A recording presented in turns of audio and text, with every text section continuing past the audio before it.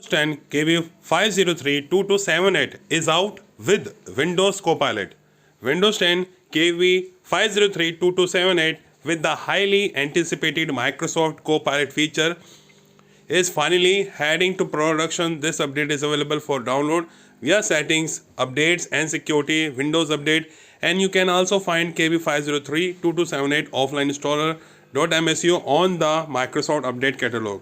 KB5032278 is an optional update, so it won't download or install unless you manually head to settings and click download and install. Installing the November 2023 update will bump Windows 10 22S2 to build 19045.3758, and all the fixes or new features in the update will automatically ship with December 2023 patch Tuesday. The biggest change in the Windows 10 November 2023 optional update is support for an early preview of Microsoft Copilot, which lets you access ChatGPT and Bing Chat AI without opening your browser.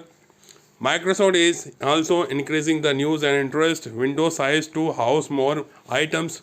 The patch is titled 2023-11 Cumulative Update Preview for Windows 10 version 22S2 for x64 based system KB5032278, and it can be downloaded by heading to settings, update and security, Windows update, check for updates, and finally click download and install. You can also select view all optional updates to manage available patches or drivers.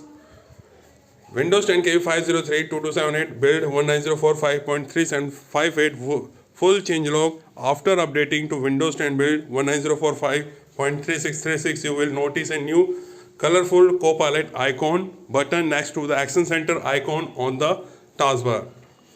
This news button opens the Bing Chat AI in a Microsoft Edge-powered WebView, letting you interact directly with ChatGPT-like feature on desktop.